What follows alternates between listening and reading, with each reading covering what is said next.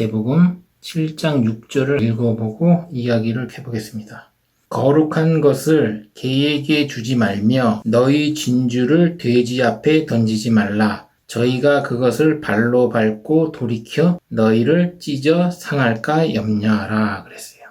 거룩한 것을 개에게 주지 말고 진주를 돼지에게 던지지 말라고 이렇게 나와요. 마태복음 7장 6절을 읽어보면 어떤 사람도 이 거룩한 것을 개에게 주고 진주를 돼지에게 던지는 사람은 없죠. 그러면 이 개와 돼지가 짐승이 아니라 어떤 사람을 뜻한다는 것을 알 수가 있습니다. 그러면 이게 뭔지 살펴보겠습니다. 베드로후서 2장 20절을 보겠습니다. 만일 저희가 우리 주 되신 구주 예수 그리스도를 알므로 세상의 더러움을 피한 후에 다시 그 중에 얽매이고 지면 그 나중 형편이 처음보다 더 심하리니 의의 도를 안 후에 받은 거룩한 명령을 저버리는 것보다 알지 못하는 것이 도리어 저희에게 나으니라. 여기 보면 먼저 그리스도인이 된다는 얘기죠. 세상의 더러움을 피한 후에 다시 거기에 얽매이고 진다는 얘기예요.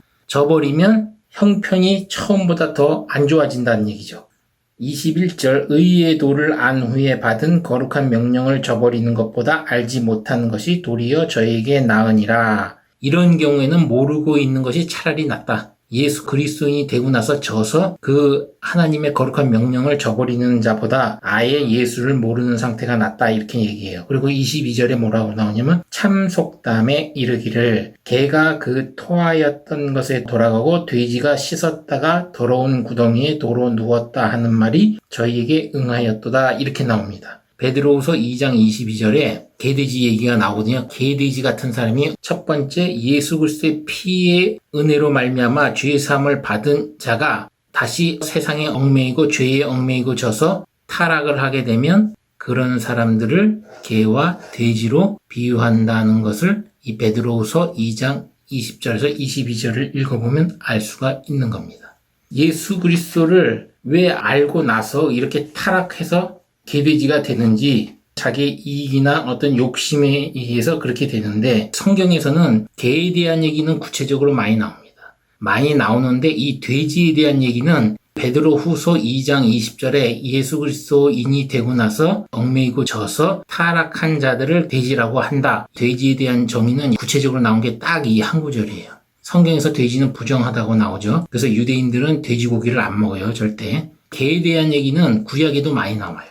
이사야서 56장 9절에서 11절까지 읽어보도록 하겠습니다. 들의 짐승들아 산림 중의 짐승들아 다 와서 삼키라. 그 파수꾼들은 소경이요 다 무지하며 벙어리 개라. 능히 짖지 못하며 다 꿈꾸는 자요 누운 자요 잠자기를 좋아하는 자니 이 개들은 탐욕이 심하여 족한 줄 알지 못하는 자요 그들은 몰각한 목자들이라. 다 자기 길로 돌이키며 어디 있는 자이든지 자기 이만 도모하며 탐욕이 심해서 자기 이익만 도모한대요. 이런 자들을 가리켜서 개라고 한다.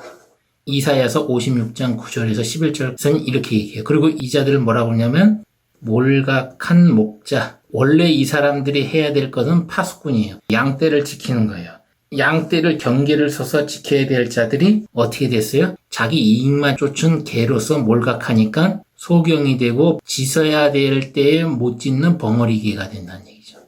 영적인 소경이 된다는 얘기예요. 이 자들은 예수 그리스도를 만난 후에 타락한 자들이에요. 타락한 자들이기 때문에 다시 돌이킬 수 없어요. 이들이 회개가 다시 있는지 히브리서 6장 4절부터 8절까지 한번 읽어보겠습니다. 한 번 비춤을 얻고 하늘의 은사를 맛보고 성령에 참여한 바 되고 하나님의 선한 말씀과 내세의 능력을 맛보고 타락한 자들은 다시 새롭게 하여 회개케 할 수 없나니 이는 자기가 하나님의 아들을 다시 십자가에 못 박아 현저히 욕을 보임이라. 땅이 그 위에 자주 내리는 비를 흡수하여 박가는 자들의 쓰기에 합당한 채소를 내면 하나님께 복을 받고 만일 가시와 엉겅퀴를 내면 버림을 당하고 저주함에 가까워 그 마지막은 불사름이 되리라. 한 번 하나님의 은혜의 말씀과 비침을 얻고 예수 그리스도의 피의 은혜를 맛보고 그 다음에 하늘의 은사를 맛보고 성령이 참여한 바 되놓고 나서 서단 말씀과 내생 능력을 맛본 상태에서 타락한 자들은 다시 회개케 할 수 없다고 나옵니다.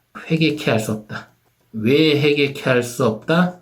예수 그리스도를 다시 십자가에 못 박아 현저히 욕보인다고 나오죠. 그렇기 때문에 이런 자들은 목자가 됐는데 파수꾼이 됐는데 자기 이익을 쫓아 탐욕에 의해서 타락한 목사들은 개로 불리우고 예수 그리스도를 다시 못 박아 현저히 욕을 보이기 때문에 회개케 할 수 없다는 겁니다. 오직 뭐만 있어요? 불사름. 그리고 히브리서 6장 4절 8절에 이런 자들이 입에서 나온 건 뭐예요? 가시와 엉겅퀴다. 마태복음 7장 15절에서 20절까지 읽어봐도 거짓 선지자를 삼가라 하면서 나오죠. 거기도 나쁜 나무는 가시와 엉겅퀴를 낸다 그러죠. 나쁜 열매를 맺는다고 나오죠. 성경에서 나오는 이 가시와 엉겅퀴는 뭐냐면 바로 몰각한 목자들이 내뱉는 말, 이런 자들이 내뱉어서 그 말로 인해서 열매를 맺는 사람들, 이런 사람들 같이 타락해서 멸망으로 이르게 되는 사람들을 가시와 엉겅퀴로 얘기할 수가 있는 겁니다. 이런 자들에게 하나님의 거룩한 말씀, 여기서 거룩한 것은 하나님의 말씀이에요. 하나님의 말씀을 개에게 주지 말고 그 다음에 진주가 뭔지를 알려면 마태복음 13장 45절을 보면 또 천국은 마치 좋은 진주를 구하는 장사와 같으니 이렇게 나와요. 우리가 천국에 들어가려면 예수 그리스도의 십자가의 피의 은혜를 입어야 되죠. 이 예수 그리스도의 십자가의 피의 은혜의 말씀을 진주라고 할 수가 있습니다.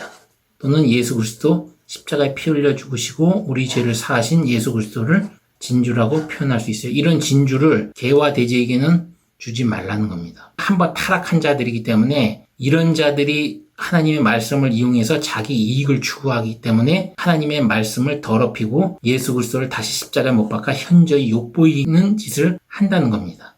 그래서 이런 자에게 주면 어떻게 된다고 그래요? 그 말씀을 전하는 사람을 오히려 공격하고 찢고 상하게 한다는 얘기입니다. 그러니까 주지 말아라 이렇게 얘기하는 거예요. 이 자들은 심판이 예비되어 있는 자입니다. 요한계시록 22장 15절을 읽어보면 새 예루살렘이 내려오는데 이런 개들은 이 예루살렘 성 밖에 있다고 그러죠. 그래서 무조건 목자라고 그러면 그게 하나님 말씀으로 아멘하고 받으면 안 되고 영분별을 해야 돼요. 이 사람이 거짓 선지자인지 몰각한 목자인지 아닌지 양의 탈을 쓴 이리인지 이것을 분별하는 능력을 갖는데 이 영을 분별하는 능력은 오로지 말씀을 많이 알아야 돼요. 이 말씀 뭐예요? 예수 그리스도의 십자가의 피의 은혜의 반석, 그 반석 위에다가 하나님의 말씀을 세우는 거라고 그랬어요. 초림 예수, 재림 예수, 그리고 구약에 예언되어 있는 각종 말씀, 신약에 있는 말씀들을 어떻게 적용시켜야 하는지 이것들을 해석해서 여기다가 어떻게 적용하는지 스스로 하다 보면 이런 말씀을 보는 능력이 생긴다는 얘기예요. 그리고 이 말씀을 자기 안에 심령에 많이 넣으면 넣을수록 영분별할 수 있는 능력이 좋아집니다. 이 영분별을 갖기 위해서는 기도를 많이 한다고 되는 게 아니고 바로 이 말씀, 무슨 말씀? 예수 그리스도의 십자가의 피의 은혜의 말씀. 예를 들어서 모세가 홍해를 건넜죠. 그 홍해를 건넌 것은 그림자고 초림 예수 그리스도를 상징한다. 예수 그리스도를 믿는 자들은 모세가 홍해를 건너간 것처럼 자기의 죄에 대해 있는 상황에서 구원의 길로 나올 수 있는 것이다. 바로 이런 식으로 구약에 있는 사건들, 구약에 있는 말씀 예언들을 예수 그리스도 초림에다 이렇게 끼워 넣는 거예요. 또 재림도 마찬가지고. 재림 때 예수는 심판하러 오십니다. 이때는 우리 인간을 구원하기 위한 문으로서 십자가에 못 박혀서 우리 죄를 짊어지고 사기 위한 목적으로 오는 거고. 그래서 이때는 인자하신 예수 그리스도가 오지만 이때는 무서운 모습으로 하나님 말씀대로 심판하시러 예수 그리스도가 다시 재림하게 되겠죠. 많은 분들이 능력 있는 목사를 찾는데 능력 있는 목사 없어요. 신유의 은사를 가진 능력 있는 목사가 있다고 생각하시는데 마태복음 8장을 읽어보시면 알겠지만 예수 그리스도가 말 한마디로 병자를 고치고 한 것들은 다 뭐예요? 이사야 선지자가 예언한 것처럼 예수 그리스도가 친히 초림 때 오셔가지고 그 질병을, 연약함을 짊어진다고 나와요. 예수 그리스도가 그 모든 각종 질병 걸린 사람들을 고친다고 하는 것은 그 사람들이 가진 그 질병을 반대로 예수 그리스도가 자기가 짊어진다는 얘기입니다. 그래서 능력 있는 목사 쫓을 필요 없어요. 왜냐면 이런 걸 쫓는다니 뭐야? 이 사람들이 각종 병을 고치면 오히려 이 병을 이 능력이 있다고 하는 목사들이 짊어져야 되거든요. 예수 그리스도도 짊어졌는데 능력 있는 목사가 짊어질 수 있어요? 짊어지면 그 목사는 어떻게 될 것 같아요? 예수 그리스도 십자가 못 박혀 죽으셨는데. 그래서 이런 능력을 쫓아가지 말고 뭐예요? 말씀 중심으로 신앙생활을 하셔야 된다. 말씀 중심으로 신앙생활을 해야 한다. 그래야 이 몰각한 목자도 분별해낼 수 있는 영분별 능력이 생기는 거고, 마태복음 7장 6절에 거룩한 것을 개에게 주지도 말고 진주를 돼지에게 던지지 말아라. 성경을 읽어보시면 알겠지만 이런 거짓 선지자를 분별하는 얘기가 너무 많이 나와요. 예수님 입에서도 많이 나왔고, 우리가 단순히 하나님 말씀을 받아서 은혜롭게 산다고 생각하시지만 이 은혜를 빼앗아 가려고 하는 양의 탈을 쓴 이리 같은 목사가 있고, 파수꾼으로서 양을 지켜야 될 목사가 벙어리 개가 되어 자기 이익과 탐욕에 눈이 멀어서 몰각한 목자가 돼서 이런 양의 탈을 쓴 이리에게서 지켜야 될 사명을 가진 목자가 타락을 해가지고 지키지도 못하고 다 삼킴을 당하게 놔두는 이런 몰각한 목자도 있고, 여러 형태의 거짓 선지자들이 있습니다. 오로지 믿을 건 뭐다? 성경 말씀, 이 말씀을 쫓아가야 된다는 겁니다. 원래 선한 목자가 이끌어가는 대로 가야 되지만 앞으로 재림 때에 대해질 예언의 말씀을 보면 대부분 하나님의 목자라고 상징하는 이 별들이 쑥이라는 이름을 가진 하나가 강에 떨어지니까 하늘에 있는 3분의 1이 그냥 타락해버려요. 이런 세상에서 자기 신앙생활은 오로지 믿을 건 뭐예요? 자기 자신. 영분별을 가질 수 있는 방법, 즉 예수 그리스도의 십자가의 말씀, 피의 은혜의 중심을 세우고 그 예수 그리스도의 십자가의 피의 은혜에 하나님 말씀을 하나하나 이렇게 세워나가는 겁니다. 그래야 나중에 혼자 있더라도 그 예수 그리스도의 십자가의 피의 은혜로 말미암아 영적인 암흑기에 환난 가운데서도 살아남을 수가 있는 겁니다. 그래서 예수 그리스도, 다른 거 없어요. 오로지 예수 그리스도가 십자가에 못 박혀 죽으심으로 내가 죄사함 받고 구원의 문에 이르렀다. 나는 이 예수 그리스도 십자가의 피의 은혜를 가지고 날마다 죄를 짓게 하는 육체의 욕망과 하나님 말씀과 매일매일 싸워야 된다. 바로 사도 바울이 로마서에서 고백한 것처럼 자기가 인생이 끝날 때까지 계속 그 상태로 말씀을 가지고 끊임없이 나가는 거예요. 자기 육체가 연약하기 때문에 다른 사람이 죄를 지으면 그것을 용서할 수밖에 없어요. 왜? 매일매일 날마다 예수 그리스도 십자가의 피의 말씀을 가지고 나가도 육체가 자꾸 욕망으로 죄를 짓게 만들고 때로는 싸움에서 지고 육체에게 지고, 그럴 때마다 다시 예수 그리스도 십자가의 피의 은혜를 바라보면서 하나님 앞에 기도하고 거기서 다시 그 말씀에 의지해서 나가는 거예요. 그래서 다른 사람이 죄 짓는다고 해서 그 사람을 정죄할 필요도 없고, 왜? 내가 날마다 나도 육체의 욕망에 따라 죄를 지으니까. 그럼에도 그 죄를 지을 때마다 죽은 행실에 회개를 하지 말고 오직 예수 그리스도의 십자가 피 2000년 전에 예수 그리스도가 초림 때 오셔서 십자가에 피 흘려 죽으신 그 은혜로 말미암아 나는 죄 가운데서 해방될 수 있다. 예수 그리스도가 다 2000년 전에 짊어지셨다. 그 믿음만 가지고 가는 겁니다.